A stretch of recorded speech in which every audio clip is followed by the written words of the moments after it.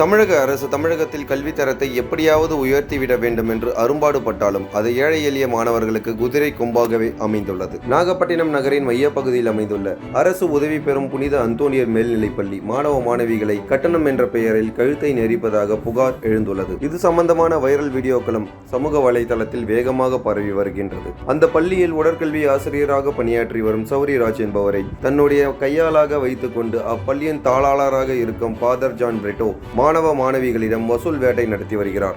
50 ரூபாய் மட்டுமே மாணவ மாணவிகளுக்கு பள்ளி கல்வி கட்டணமாக வசூலிக்கப்பட வேண்டும் என்று அரசாணை இருக்கும் பொழுது அதையெல்லாம் காற்றில் பறக்க விட்டுவிட்டு நானே ராஜா நானே மந்திரி என்ற தோரணையில் ஒரு நபருக்கு 6000 முதல் 8000 ரூபாய் வரை பள்ளி கல்வி கட்டணம் அடாவடியாக வசூலிக்கப்படுகிறது. பணம் கட்டி படிக்க முடியாததால் தான் ஏழை மாணவர்கள் இம்மாதிரியான அரசு உதவி பெறும் பள்ளிகளில் படித்து வருகின்றனர். ஆனால் அவர்களுக்கு பணம் கட்டினால்தான் மார்க் ஷீட் மற்றும் டிசி கொடுப்பேன் என்று சௌரிராஜ் வாத்தியாரும் ஃபாதர் ஜான் பிரிட்டோவும் கராராக இருந்து வருகின்றனர். இந்த புனித அந்தோனியர் மேல்நிலை பள்ளியில் பிற்படுத்தப்பட்ட மாணவர்களும் பூம்பூம் மாட்டுக்காரர்கள் வீட்டு பிள்ளைகளும் ஏழ்மை நிலையிலான மாணவர்கள் மாத்திரமே அதிகப்படியான படிக்கின்றனர். ஆனால் கொஞ்சம் கூட ஈவு இறக்கம் இல்லாமல் அவர்களிடம் அடாவடியாக கல்வி கட்டணம் வசூலிக்கப்படுகிறது. இப்படியான பணம் வசூல் செய்தாலும் மாணவர்களுக்கு அரசு கொடுக்கும் இலவச பரீட்சை பேப்பர்களையே கொள்ளையடித்துவிட்டு அதற்கு பதிலாக பள்ளிக்கூடத்தில் இருக்கும் ரெக்கார்ட் நோட்டுகளை கிழித்து பரீட்சை எழுத பேப்பர்கள் வழங்கப்படுகிறது என்று குற்றச்சாட்டம் எழுந்துள்ளது. இதற்கு உடந்தையாக தன்னுடைய பணியை மறந்து உடற்கல்வி பயிற்சி கொடுக்கும் ஆசிரியர் அந்த வேலையை செய்யாமல் மாணவ மாணவிகளை விளையாட்டுகளில் ஈடுபடுத்தாமலும் அவர்களுக்கு எந்தவித முற்போக்கையும் ஏற்படுத்தாமலும் பள்ளி அலுவலகத்தில் அமர்ந்து கொண்டு கட்டண வசூலில் மட்டுமே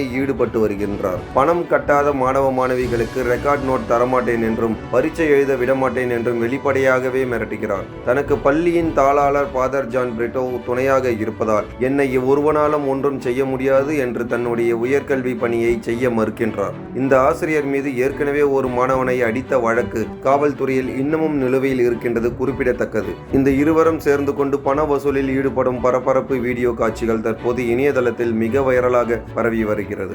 இதனை பார்த்த சமூக ஆர்வலர்களும் பொதுமக்களும் உடனடியாக நாகை மாவட்ட ஆட்சியர் நடவடிக்கை எடுக்க வேண்டும் என்றும் கட்டண கொள்ளையில் ஈடுபடும் இப்பள்ளியின் நிர்வாகத்தின் மீது தன் பணியை செவ்வனே செய்யாமல் அலுவலகத்தில் அமர்ந்து கொண்டு மிரட்டி கொண்டிருக்கும் உடற்கல்வி ஆசிரியர் சௌரிராஜ் மீதும் உடனடியாக நடவடிக்கை எடுக்க வேண்டும் என்றும் கோரிக்கை விடுத்துள்ளனர். இப்பள்ளியில் முன்னாள் தாளாளராக இருந்த டேவிட் செல்வகுமாரும் இதை போல் பணம் கேட்டு மிரட்டும் வீடியோ சர்ச்சையில் மாட்டி மாற்றலாகி சென்றது குறிப்பிடத்தக்கது.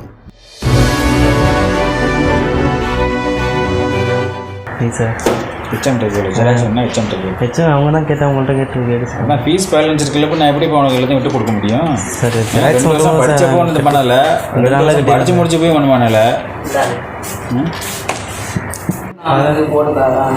டிசி மார்க் ஷீட்டு என்னோடதும் 20-21 படிச்சேன். இது காலேஜ் அட்டெண்டன்ஸ் போட்டிருக்கேன், நீ கேட்டாங்க கொடுக்கணும். ஏன் லாஸ்ட் டேட்டு அதான் சார் ஃபீஸ் பெண்டிங் அது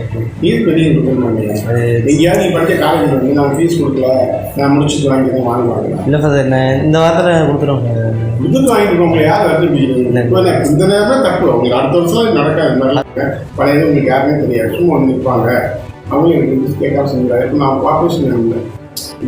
அது 11th ஃபுல்லாக கட்டிட்டேன் சார். 11th ஃபுல்லாக ஃபீஸ் கட்டிட்டேன். சரி, இந்த 12th இந்த கொரோனா லீவ்னால 8 ரூபா நான் கேட்டுருக்கேன். ஆமாம் ஜிஎம்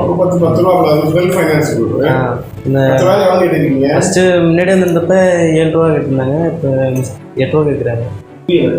ஃபஸ்ட்டு ஒரு நாளும் கேட்கணும். அந்த பையன் கொடுத்தீங்களா ஃபாதர்? நீங்கள் இப்போ கொடுத்து பார்ப்பாங்க. என்ன பண்ண நான் என்னோட என்ன புரியுதா இன்னும் சரி மோசமாக போயிருந்தாங்க. யோசிப்பா உன்ன மாதிரி தான் எல்லா பையனும் இருப்பாங்க. அந்த பையன் இதை விட மோசம் 3 பையன் வந்தாங்க.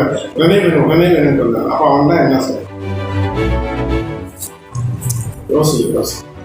யோசிச்சுட்டு இங்கே நிற்கிற நேரத்தோட வேறு ஏதாவது பறக்கலாமா போகலாமான்னு பார்க்கலாம். அல்லது வாத்தியார்கள் ஏதாவது கேட்டு வாங்கி காசாக கொடுத்தா அவங்க காசாக கொடுத்துட்டு நம்பிக்கையாக செய்யலாமா? எந்த ஊர்? பாளையம் சார். உங்கள் ஊர் பசங்க யார் படிக்கிறான் அல்லது அவங்க அப்படி ஏதாவது சார் நம்பி யாரும் கொடுக்க மாட்டானா? அவ்வளோ நம்பிக்கை இல்லை. யார் 4000 ரூபா அவங்களால படுத்த முடியாதா? இப்போ உடனே ஏன் படுத்த முடியாது? உடனே அதை போய் மாற எங்கே இந்த வாரத்தில் கொடுத்துறோம். அது எனக்கு தெரியாது. நீ என்ன இருந்தாலும் லாஜிக்காக புரிஞ்சிக்க மாட்டேங்கிறீங்க என்ன. நான் சரி கேட்டேன் 8000 ரூபாய் 3000 ரூபாய் சொல்லியாச்சு, முடிஞ்சு போச்சு. அது நீங்கள் நான் 1000 ரூபா கட்டிருப்பாங்க, நீங்கள் சொல்லுங்கள், நான் எப்படி சொல்லுவேன்?